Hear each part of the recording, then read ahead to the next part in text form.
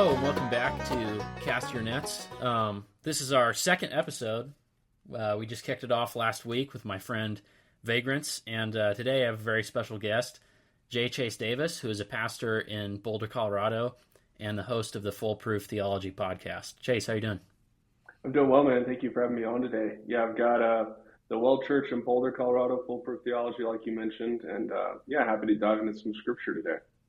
Yeah, and I will definitely leave those in the description for the audience to find. So, as the audience is probably aware, if they're getting used to this podcast, the idea is that whichever guest I pick is the one who actually picks the subject, whichever part of the Bible we're going through. And Chase, you picked the Book of Ecclesiastes, also a specific part of it, but you want to walk the audience through why that is and why we're interested in the Book of Ecclesiastes. Yeah, the Book of Ecclesiastes, I think, is probably one of the most important books for modern people to read. It speaks to so many issues that we face, and we'll get into that a little bit. But it's categorized typically as wisdom literature. Church tradition says it was written by Solomon, and it can be. I think it's upsetting in the right way for many Christians who kind of either go to kind of a generic evangelical non-denominational church, or even faithful churchgoers who grew up in the church. It speaks very presciently and accurately to the human condition. Under the sun is a phrase you'll hear in Ecclesiastes often, speaking of our life under the sun, kind of before the face of God. And so I think there are diagnoses about the human condition, about our state and finitude, that are often overlooked in a lot of evangelical discourse about what it means to live a satisfied life in God, to live a life full of joy and contentment. We can obviously go to the Psalms, we can go other places, we can go to law, but I think wisdom literature is a great need of our hour. Many people are in need of law because they behave lawlessly and they're ignorant and they don't understand why they're condemned before God. So obviously the law is very important. But I think Christians often overlook wisdom literature because it's vague and it's not black and white. And it often leaves them kind of like, what do I do with this? How do I apply it? And I think Ecclesiastes is a wonderful book. It's not very long at all. But as you get into it, you start to realize this is a different style of writing than I'm used to. It's not proverbial. Solomon also wrote Proverbs. And in that, it can be, I've heard many men do challenges for you get January, a 31-day month. You can read a chapter of Proverbs a day. That can be a good practice. Even in that, though, there's so much in there. They're kind of aphorisms. They're written very succinctly and transportable, and those can be good and helpful. But in Ecclesiastes, it's more narrative, and it's more kind of expositional in terms of applying that wisdom to life. And so I think the reason a lot of people avoid books like either the minor prophets, which are more doom and gloom to most people, or Ecclesiastes, is they seem dark, they seem depressing, and I don't think they need to be. I think they can actually be the opposite of that. They can really give us great insight. So that's why I wanted to talk about it today. Yeah, I love it. When I was a little kid, Ecclesiastes was like my least favorite book in the whole Bible. And it was definitely like hard to get through. Like, what do you mean everything sucks? Like I thought Jesus came and made everything better. But actually like getting older and going through, like everyone else going through personal tragedy in life and like trying to understand like what the situation is on earth, how we live in a fallen world, and how we live with the light of the gospel. Like Ecclesiastes made a lot of sense, and probably for like a solid 2 or 3 years, it's been competing with Revelation for my favorite book in the Bible. So I really love Ecclesiastes. But before we were recording, you mentioned that you wanted to get into a specific part of Ecclesiastes. Did you want to read that, or did you want to go over it? Yeah, I'll read chapter 8 of Ecclesiastes. It's only 17 verses. It summarizes a lot of the big themes in the book already. Many even those who are not familiar with the book itself have probably heard some of the things that come up, like a time for everything in Ecclesiastes 3, a time to be born, a time to die, a time to plant, a time to pluck up. So there's a lot of familiarity that people may have and they don't even know it with Ecclesiastes. But I think chapter 8, situated kind of in the middle of the book, which chapter 12 is kind of a summary, especially 12:9 through 14. Um, 12:13 to 14 says, "The end of the matter, all has been heard. Fear God and keep his commandments, for this is the whole duty of man. For God will bring every deed into judgment with every secret thing, whether good or evil." And that's how he concludes the book. But in chapter 8, what we have is him kind of highlighting a lot of themes he's already highlighted and where he's going to go. So I'll just read that if that's all right. Yep, go for it. All right, so Ecclesiastes 8:1 through 17, it says this: "Who is like the wise, and who knows the interpretation of a thing? A man's wisdom makes his face shine, and the hardness of his face is changed. I say, keep the king's command because of God's oath to him. Be not hasty to go from his presence. Do not take your stand in an evil cause, for he does whatever he pleases. For the word of the king is supreme, and who may say to him, what are you doing? Whoever keeps a command will know no evil thing, and the wise heart will know the proper time and the just way. For there is a time and a way for everything, although man's trouble lies heavy on him. For he does not know what is to be, for who can tell him how it will be? No man has power to retain the spirit or power over the day of death. There is no discharge from war, nor will wickedness deliver those who are given to it. All this I observed while applying my heart to all that is done under the sun, when man had power over man to his hurt. Then I saw the wicked buried. They used to go in and out of the holy place, and were praised in the city where they had done such things. This is also vanity. Because the sentence against an evil deed is not executed speedily, the heart of the children of man is fully set to do evil. Though a sinner does evil 100 times and prolongs his life, yet I know that it will be well with those who fear God, because they fear before him. But it will not be well with the wicked, neither will he prolong his days like a shadow, because he does not fear before the Lord. There is a vanity that takes place on earth, that there are righteous people to whom it happens according to the deeds of the wicked, and there are wicked people to whom it happens according to the deeds of the righteous. I said that this is also vanity, and I commend joy. For man has nothing better under the sun but to eat, drink, and be joyful, for this will go well with him in his toil through the days of his life, that God has given him under the sun. When I applied my heart to know wisdom, and to see the business that is done on earth, how neither day nor night to do one's eyes see sleep. Then I saw all the work of God, that man cannot find out the work that is done under the sun. However much man may toil in seeking, he will not find it out. Even though a wise man claims to know, he cannot find it out. So I'll just get into the kind of my explanation of the text, if that's all right with you. Mm-hmm. So there's kind of two sections here that I think are pertinent. The context you have to understand, he's highlighting under the sun often. So under the sun is a common refrain throughout Ecclesiastes to refer to life as finite creatures. And why is this so important? I think this is so important in our day because we don't grasp our own finitude appropriately. When I talk about finitude, I mean we are eternal in the sense that we are made to be with God for eternity. Obviously, apart from Christ, we cannot have that. But we are limited, finite creatures. Think of anyone who tries to accomplish anything, whether it's weight training, diet, learning a subject.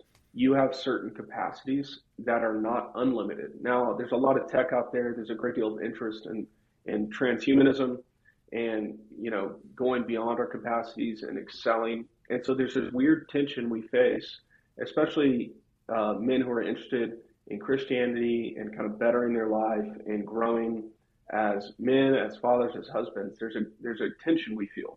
On the one hand, we sense we have power and agency. On the other hand, we know that everything we set our heart upon, we cannot have. We are desirous creatures. We have great desires for great things, for great works. The reason this is important to talk about is because a lot of evangelical preaching today doesn't know how to deal with this. Instead, it either diminishes desire and becomes kind of a Buddhist form of Christianity, which is syncretism, kind of denying desire exists, or it over entertains desire. This is more rare, or becomes kind of this, you can do whatever you want. You're so free. You can accomplish anything you want. It's kind of this prosperity gospel stuff out there. And so both make an error and both don't appreciate the wisdom that Solomon is offering. So in the first part, he's talking about the power dynamics, particularly in a government and a political arrangement under a monarchy. And he's talking about the king. And I think this is applicable to men and people in any kind of power dynamic. This is riffing off law, the fifth commandment, honor your father and mother, and that it's going to go better for you if you obey the king. It will Yeah. generally go better for you. Now, as Americans, we typically read this and we kind of want to buck against it. We kind of want to go, yeah, but what if, what if, what if? And it's like, you Hmm. can what if that a lot, and that's fine. We can explore resistance and revolution, all that kind of stuff. But at the end of the day, if you're in a workplace, if you're in a college classroom, if you have parents that are still over you, you're going to have a hierarchy of some sort. There's going to be power imbalances, so to speak, and those aren't necessarily bad. So he's teaching you how to operate within those power imbalances. Now, at the end, in 8:8 to 8:9, he observes that even these power imbalances are hard to discern, that you really can't understand them. And so, generally, like I think about a business, if you're an employee with a business and you're a smart guy and you think the business could be better and your boss is making decisions that you disagree with, generally the best attitude is not open rebellion and revolution in that workplace, right? Generally, the best way to go about it is to, uh, you know, either present an option to the boss and say it's your call, obviously, because you could fire me, but here's what I Hmm. think. And if the boss goes no, you have the choice in our market. You have the choice to walk away, and you can go find another job. You can start a new business, or you can just go like, all right, well then I will run your playbook and I will do what I can do with your playbook, even if I don't think it's Hmm. best. It's your call. That's going to be a much more biblical way to operate within that dynamic. And I think a lot of young people specifically struggle. I think all people struggle with this, but I think it can be a real challenge when, we have a lot of people who have really bright ideas, and there's a lot of kind of crippling infrastructure, businesses that aren't operating efficiently, and it can be difficult to make change and use our agency and power in workplaces with that power dynamic. And so that's what at the end of, like I said, 8:8, 8:9, he's talking about like man has power over man to do his hurt. He transitions then to the final section of the chapter 10 through 17 to talk about vanity. Now, vanity in Ecclesiastes is a funny word. We hear vanity today and we think somebody so vain, like somebody that loves working out and looking at their body in the mirror. That's vanity. And Hmm. that's a modern understanding. That's fine. That's not necessarily a wrong understanding. But biblically, when he's writing the word vanity, it comes from the word hamel. It's talking about life being a vapor or like a breath. It feels fleeting. And I Hmm. think most people, I would say all people, can relate to this feeling that you have something that feels within your reach, but it slips through your fingers. Or you had a project you wanted to complete and it didn't work out. You had a business and it failed. You had great aspirations for your family vacation and a kid gets sick. There can be so many things. You set your mind to win a competition and you lose. It feels vain. It's like, why did I try? This is common to all humanity. And so he talks about the evildoer. Typically in our day, this is very obvious. I think it's interesting under kind of the new regime, if you call it, with Trump's election in America, what Hmm. kind of evil might be undone politically. But in general, we see kind of widespread celebration, whether it's through Pride Month or other things, of degeneracy and wickedness, of greed and covetousness. And what can be hard as a Christian man is looking at that and going like, why do they seem to do really well? Well, as it turns out, a lot of them were being funded by USAID. So that's like one Yeah. thing. So like, Hmm. like we could do that, but what we don't want to do is like give up. And that's the vanity part. Is like it can feel overwhelming when you take a look at let's make it personal. You look at your own life. It can be vain. It can feel fleeting, like vanity. But even when you look outside yourself, you look at your relationships, you look at friends moving away, people dying, and even evil regimes kind of winning, it seems, and the power dynamics at play. And it can feel like, what can I do here? What am I supposed to do? Um, and so what does he say? He says, those who fear God, it will be well with them. Now, this is going back, of course, to the law, but it's also all throughout the Bible that we should fear the Lord. Christians don't know typically how to think about fear. We hear the word fear, we think of like a horror movie where we're afraid, and like it's spooky. And fear has more to do with reverence and awe before the Lord and his holiness and power. And Mm-hmm. so rather than orienting our lives on what we can't change, we remember the one who is in sovereign over all. And so when those forces of evil seem to dominate, whether like I, this may seem like a dumb analogy, but like think of an institution like the NFL in America. Football is Mm-hmm. kind of a national sport, and you see Roger Goodell just like doubling down on DEI stuff, which I would call Yeah. evil. This would be wickedness. And you're like, I can't, what am I supposed to do about that? Like, I know a lot of my friends have stopped watching football altogether. And I'm like, I'm not there. I still Mm-hmm. enjoy watching it. What are we supposed to do? We're to trust the Lord and we're to work with what we have in front of us. I don't know Roger Goodell. I don't have his number. Mm-hmm. So I can't like excoriate him or preach the gospel to him or anything like that. But when we see that, we should fear the Lord ultimately, because what we're tempted to do is fear these powers. And we too often live in fear of these powers, which Christ will conquer and judge, and that's what he says. This last part is the most uh, not important, but it's the most like revealing, and that's why I chose this chapter because it talks about a lot of themes. So one of the things that we're faced with in life, and this vanity and this fleeting kind of nature of life, that life is a vapor, a breath. He talks about it elsewhere that our life is but a vapor, so he uses that language. But here he talks about the righteous who suffer deeds according to the wicked, meaning that the righteous seem to get punished. This is what biblically we would call injustice. Our world is deeply confused about justice, but biblically we would call injustice when people who are doing righteous deeds get punished. It's the opposite of what Romans teaches, and we see throughout Scripture that the state is tasked with punishing the evildoer and upholding righteousness, rewarding the good. And so, yet we still see this happen. We see wicked neighbors prosper, people who cheat prosper, and we see righteous people suffer. They don't seem to get ahead. They don't seem to get as far in life. And this is also a vanity, what he says, a vapor. So what he's trying to do, and this is why you hated it when you were a kid, is he's trying to emphasize like uh, this kind of nihilism that's very popular today, and this kind of like when we think of under the sun, we should think he's speaking to the materialist. He's speaking to the person who doesn't have hope, who doesn't have joy, who doesn't have satisfaction in life. What those nihilists and the materialist uh, actually assess is something that's getting at the truth. I wouldn't say it's true, but they're getting at kind of like the hopelessness of life. And this is why a lot of people look at Christians as if they're kind of like pie in the sky idiots. They're not. Christians are not that way. But this is why they're treated this way sometimes. It's because Christianity is pitched as something that doesn't deal with reality. And Christianity absolutely deals with reality, and Solomon is hitting on reality right here. He's saying, look, this is vanity. There's a lot of vapor in life. Things slip through your fingers. So 15 to 17 is really where he hits it. I commend joy.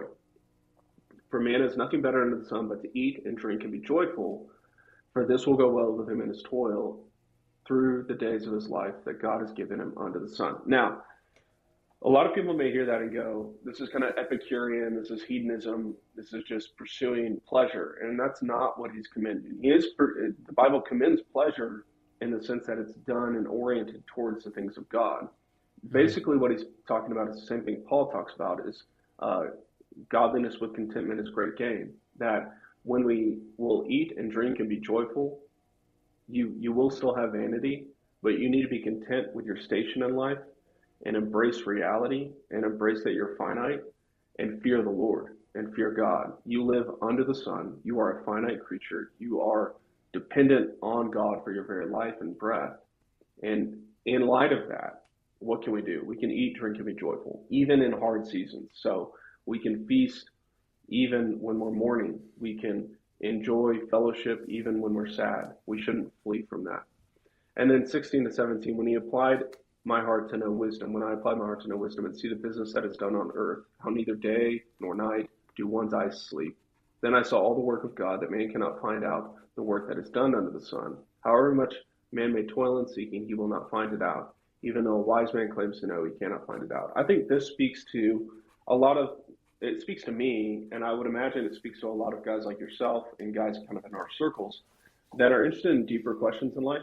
that are interested in more than just kind of like kind of the typical, you know, guy like vision, which is like partying or being fit or sleeping around and all that kind of stuff. It speaks to mainly guys that are like curious to know like what's going on. Maybe they've experienced pain and they're going like, or they've experienced loss. They've experienced the vapor, the vanity, and then they start getting interested in philosophy. They get interested in philosophers and traditions of philosophy and schooling and wisdom. And a lot of it is in pursuit of what I call cognitive rest. It's like that thing where you can't sleep because you have a problem you can't solve. You have Mm. this, whether it's a real problem in life or a philosophical knot you can't untie. Why did this happen? You know, what is the point of life? These kind of questions, these dark nights of the soul, even. And a lot of people who pursue wisdom and learning are kind of haunted by these kind of conundrums in life. And yet here he says, however much man may toil in seeking, he will not find it out, even though a wise man claims to know, he cannot find it out. And Solomon here is doubling down on his approach that he just mentioned, which is that you could read all the books in the world. You could pursue knowledge endlessly. Solomon was the wisest of men, and yet he knows that he's just a creature. And so part of the living under the sun before the face of God and eating, drinking, and being joyful is living with a humility about yourself where you don't have to take yourself so seriously as if you're like the smartest guy in the room. It's great to be familiar with big ideas and big topics and all that kind of stuff. But what wisdom actually teaches, what knowing Christ actually teaches, is a great deal of humility, even in our wisdom, knowing that we could be wrong, knowing that we probably are wrong on a variety of matters because we're not God. And that's where the nihilist and the materialist viewpoint of the modern world gets so off, is it presumes to know more than they're capable of knowing. And so I find this very like a balm to my soul when I read this kind of stuff because it's like a reminder of life before God, that we're intended to glorify God and delight in Him and enjoy Him and be joyful.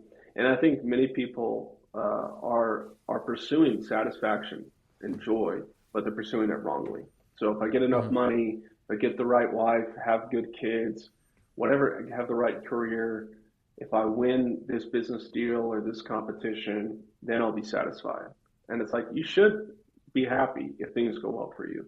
But remember, it has a proper place within God's scheme. It's not the end of life. How many times have you heard it's so, I've used it several times in sermons about Tom Brady winning all the Super Bowls and he's Hmm. still not satisfied, right? That's not a one-off deal. That is common to man. And so this is that's speaking to that really pressing matter that a lot of people find. And ultimately, what Solomon is pointing to is that we can find that in Jesus Christ. We can find satisfaction in Him. That satisfaction and contentment doesn't demur, doesn't get rid of our agency and power, doesn't take away from our ability to achieve greatness and pursue excellence, but it does appropriately orient them towards God, so that we can receive everything from the Lord as a gift that we use to glorify Him in every aspect of our life. So that's kind of chapter 8. That's good stuff, Chase. Um, I was reminded while you were talking, because I do think like yes, there is like kind of the shallow vanity in our circles. You know, people trying to get huge or whatever in the gym, trying to have a great self image, whatever. Like that's kind of always been a thing, um, and the Bible speaks to that obviously. But there is also like kind of a higher minded vanity in our circles that we want to be we want to be great men of history. We want to be part of some movement. We want to be remembered because everyone knows. I mean, obviously there are people like Brian Johnson who are like trying to fix the human code and live forever, but that's like silly, and most people actually know it's silly, which is one reason that I'm less worried about transhumanism than I was before, because most Mm. people know it's kind of a joke. But there are people who know that they will eventually meet their material end, and so they want to do things to last. They think of Alexander the Great as still remembered thousands of years later because of his great conquests, and I think that's fine. Um, but history doesn't always, like, you're not in control of history. That's one of the things that Ecclesiastes teaches. Like ultimately, Ecclesiastes is a lot about God's sovereignty, and There's this Norm Macdonald quote, and he's like, I was looking in this history book, and as it turns out, the good guys won every single time, and it's a joke because we all know it's not true. Sometimes the good guys actually do lose, and if there were no God, and if there were only a material world, it would be a terrible world to live in. There would be no recourse for the righteous. There would be no recourse for the righteous suffering under the wicked, like it mentions there. In Ecclesiastes 8. But because there is a God, there is no wickedness that will go unpunished, and there is no righteousness that will not be rewarded. And because of that, like Ecclesiastes leads me more to trust in God than I did before, because everything will be made right at the end of all things, and that no one's going to escape the scope of God's plan.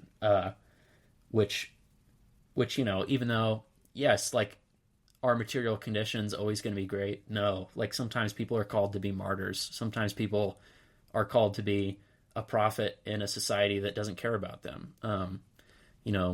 I think of Jeremiah in the court of Judah and Israel, like, saying, "Look, you're going to be conquered and carried off to Babylon," and he has to live out the rest of his days knowing that will be the case. And within his days, he never saw any good thing happen to him or happen to his nation. But ultimately it was okay because God was in control. Yeah, and you highlighted something there about the finitude of life. I think many preachers need to be more comfortable just stating reality to people that you will die. So we have this weird we have a culture of death in a variety of ways, but one of the ways is even in our funerals, and people don't even want to call them funerals anymore, they want to call them memorials. We typically dress up the body as if it's alive, and I'm not saying that's right or wrong, but just go with me here. Mm-hmm. And we kind of remember people. Obviously, we want to honor them because they had a life, but we really don't know. It's almost like shocking when somebody dies to us. It's like we live in a culture that we put dead bodies in a different home, and that they take care of that, and then we don't have to deal with that reality. And then we have certain set times for memory and crying, but we don't have like dedicated days to weeping. We typically don't have like national mourning and fasting. There may be hints of that for some cases, but we typically don't know how to deal with death. And so for like a preacher, it's honestly easier to preach funerals than weddings, because weddings, people are very naive oftentimes. Not, and that's not, again, I don't necessarily try to like go into it when I do a wedding. I'm not trying to dump a cold bucket of water on that. It's just part of life, right? It's part of the vapor. It's part of like growing up and maturing, and that's totally fine.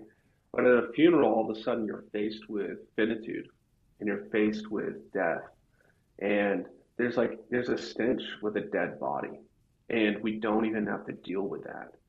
And then furthermore, many people today, many older people, but many people all around choose even cremation as a way to dispose of the body. There's no sense of eternality or like a second resurrection of the dead when Jesus returns. And so we don't even know what to do with the material world. And so that's why I say preachers need to get more familiar with preaching death, not as if they want people to die, but to remind people of their finitude. And it's easy to talk about money because people go through ups and downs in life with money, and you can lose it all, and you won't take it to the grave. This is kind of common knowledge. But even your physical condition, you will experience injuries in life, you'll experience illness, you'll experience setbacks, you might experience cancer, and ultimately everyone dies. And unless Jesus returns before that happens, but everyone dies. And so you have to grapple with this reality, this final answer to your life. So you're going to be put in the ground, and your body's going to be decomposing, and it's going to smell bad, and your soul will not be with that body. And people have tried to grapple with this in all sorts of ways. Like you talked about, some people have compensated into living forever, and at least they're trying something to try to like deal with death.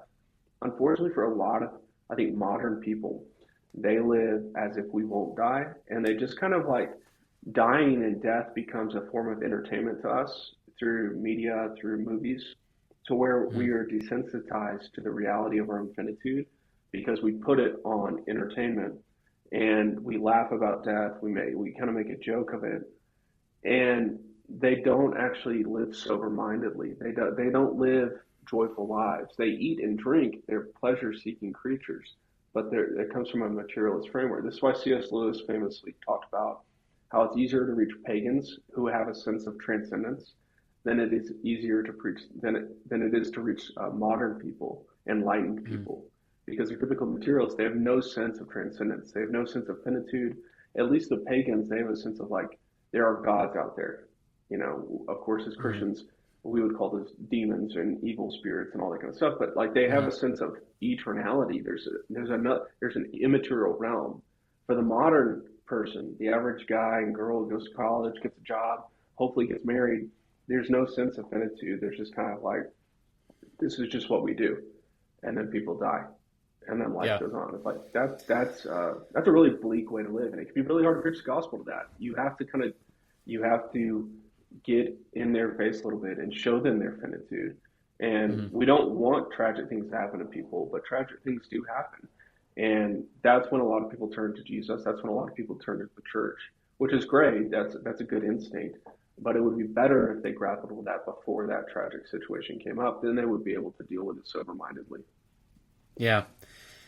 I think as we've sort of moved into modernity, people have become less and less acquainted with death. Like if you talk to an American living in 1780, they'd actually probably seen a lot of death. Not only like, okay, fine, Revolutionary War or whatever, but also like frontiersmen. And the frontier at the time was like places like Ohio and Indiana going out to the west. But sometimes like you'd have 8 kids and your wife would die in childbirth and you just have to live with that, at like 30 something, and like that Yeah. would happen.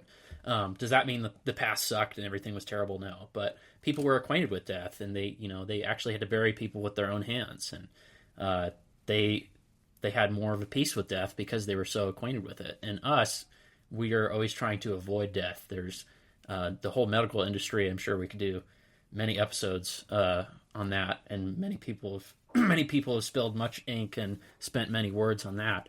But everything is about avoiding pain and making sure things don't hurt. And if they do hurt, then hurt for less. And uh, at the very least, like fine, maybe some people are smart enough to accept short-term pain to live longer, and live longer and longer and stretch out your life as long as possible. And like not planning for what will happen when you're gone. Like that's the biggest thing. Honestly, with many generations who are older than me, I think it's a problem that permeates all people. But older people, um, baby boomers, sort of Gen X, even they're like kind of just living their life and going on cruises, and they're not thinking about what's going to happen to their children and grandchildren and great grandchildren when they're gone.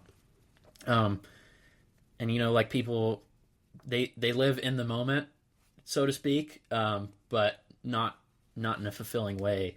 Uh, like you had mentioned before, they pursue all kinds of pleasures, but they're not really aware of the future or of how little their own efforts might turn out. There was this other part in Ecclesiastes. I was reading it last night to get ready for the pod, and Solomon mentions there's a grievous evil that I have seen under the sun, where a man who toils and works for all his wealth and his kingdom has to hand it to someone, and he does not know if he will be wise or a fool. I hope he's not talking about his own son. Maybe he is, but yeah, it is like everything that you do could your entire life, even if you beat all the odds and do everything right, your everything you built could collapse in a second.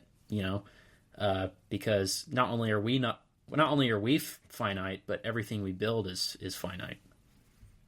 Yeah, and that's I think it's in what you're referencing. It's in Ecclesiastes 5, but yeah, it's Mm. this sense of this finite. And here's my what sticks in my craw is that the liberals actually, particularly liberal, those who claim Christ and are also liberal, Mm-hmm. they actually do a really good job of speaking to these matters to people. They just do it in the wrong way. Mm-hmm. Uh, so they actually deal with the fact that the Bible's very like earthy. I don't mean earthy like worldly, like sinful. The Bible speaks to the human condition very, very directly. Mm-hmm. And liberals are they put on airs of caring about people really well. Whereas people who are more conservative or traditional, it's very much like we don't want to talk about that stuff because then we'd be liberals. And it's like, no, like that's not how that works. Um, like the Bible reemphasizes our creatureliness very, very well. So you can take this in a variety of streams, but like think about, I'm in Boulder, Colorado. It's very environmentally sensitive area. People are very Mm-hmm. passionate about the environment, and good conservatives will typically react against that and drill baby drill, all that kind of stuff. Mm-hmm. But there's a sense in which, as Bible believing Christians, we should care.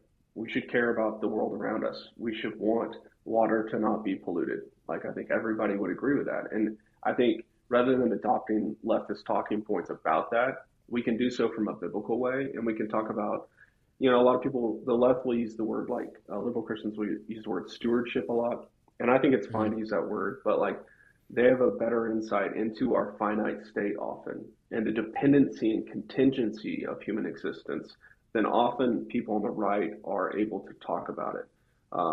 So think about like when we talk about wealth, like you brought up, like you talked about generational wealth. Now the Bible commends those who would pass down an inheritance to their children. Most conservatives, they hear that and they don't know what to do with it. They're used to kind of meritocracy. They should carve their own path, Mm-hmm. and that's what they should do. When in fact generational wealth is really good, patronage is really good biblically. It can't go bad, of course. Even a concept like nepotism, which is I think legally prosecutable in some cases in our country. This idea of Mm-hmm. hiring family members and high trust networks, uh, all this stuff is very like biblical in a sense in terms of like how we're tied together. We're dependent on one another. And one of our problems, especially out west where I am, is we attract a lot of like self-made, independent-minded people who are very obsessed, and they don't think they are, but kind of the frontiersman mentality, which I love. Mm-hmm. Like, don't want to like get rid of that. We should be like eager and pursuing greatness and seeking to conquer whatever territory we're in. That's awesome, but that Mm-hmm. can often lead us to a kind of callousness about life where we don't depend on others, where we're not connected to others, where we don't have like a respect and love for our fellow man. I think it was, their prophetess Kamala Harris that talked about you didn't fall out of a coconut tree, right? And what's funny about that comment is that conservatives will laugh about that and will mock, the left when they say it was a community thing that children were Mm-hmm. raised. Children are not raised by their parents, they're community. And as conservatives, we typically go like, that's leftist talking point, and it is, like no Mm-hmm. doubt. Also, they're getting at something that's actually very true and fundamental about human nature. That Yeah, they even say they say that so, people are raised by the community, and what they mean by that is that everyone in the community has an equal say of how to raise children. And they're yeah, wrong in saying that, but they're actually right that yes, like when you're a parent, like yeah, okay, fine. For the first couple years of their life, it's mostly you doing everything. But sometimes like your parents have to babysit the grandchildren, and sometimes like your kids are eventually they're going to play sports and go to school, and eventually as they get older, they might get a job. They'll go on a date with a girl, and that those other people in their life in the community, so to speak, are also going to shape them. So like maybe it's not the best idea, where I'm from. Maybe it's not the best idea to raise your kid in downtown Seattle. Just an right. idea. Like maybe move to Eastern Washington instead or something. Yeah, totally. Yeah, so there needs to be for Christians and for those interested in Christianity, there's so much the Bible offers, especially in Ecclesiastes, like you talked about with wealth, but elsewhere to talk about this finite condition, not in a sense of despair.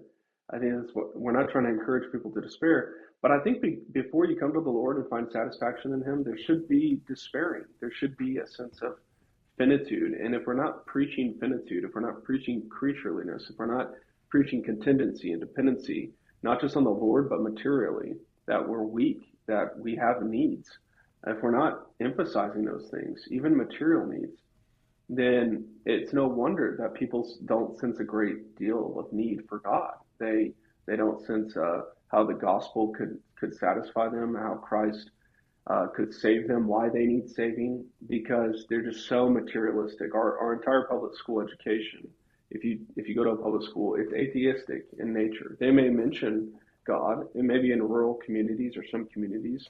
I think even in Seattle or somewhere around there, a football coach prayed after a sports game. He was fired, and then he won a court case, which was great. But in general, the reason that's so shocking is because in general, most of it's atheistic.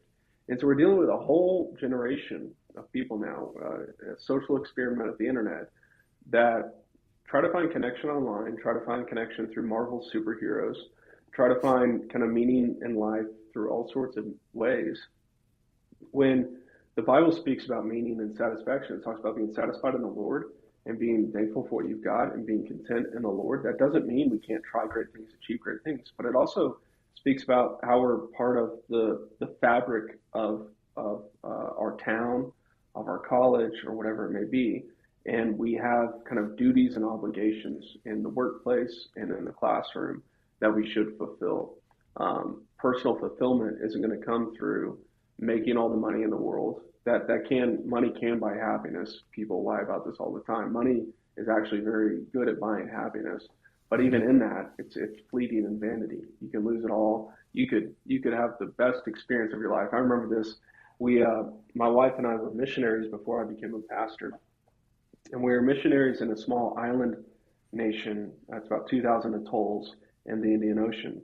And part of our work as missionaries was teaching English as a second language to resort workers. And these resort workers came from all over South Asia and other places.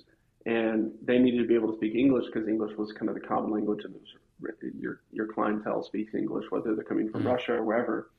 And so we'd go there and teach English. Well, sometimes we'd get to stay at these five-star resorts here, and it was amazing. We would go to the local island where we actually had an apartment. We would live there, which was basically a third world country with trash and stray dogs and all this kind of stuff, poor infrastructure. And then we go to this resort. I mean, 5-star, you're like the bungalows in Tahiti, imagine that. And we didn't get to stay in a bungalow, but they would sometimes put us up on the island.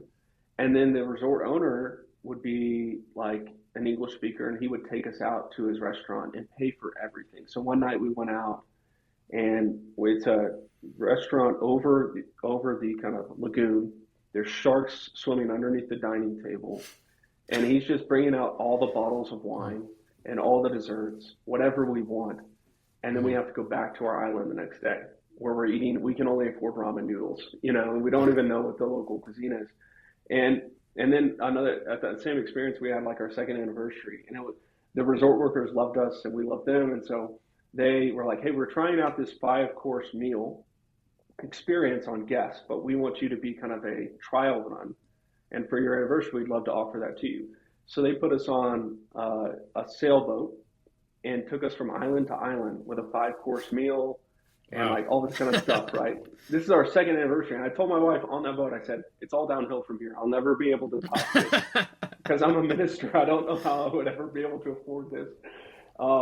And that's what I mean when I talk about you'll have experience in life. And that's what I think a lot of people are chasing, is that experience that'll satisfy. People in Colorado are chasing that, the next powder day, the next mountaintop, quite literally mountaintop experience for the summit, the next 14er, whatever it is. And 14ers are kind of overrated. You can do 13ers and they're just satisfying. But they're looking for that experience that'll satisfy. And it's like, why do you go back? Why do you have to continually go back? Because you're going to go home and you're going to put on Netflix and you're going to be bored and you're not going to really like your life. It's gloomy outside. It's going to be traffic. It's going to be real life hits you. People are going to die. And we don't talk about it. And so I think Ecclesiastes can speak to that so helpfully because it honors the desire to pursue satisfaction. And it's not saying that wealth is bad inherently. It's not saying that you having great experiences is wrong. You having pleasure in life, it actually commends these things so long as they're done before the face of God. And so then we can have a wonderful life before the face of God, enjoying whatever he's given up to us, and not be bitter, filled with resentment and discontentment and disobedience and rebellion. We can be content in the Lord and live full righteous lives before Him. And I think that's a really helpful message that many people would be blessed to hear today.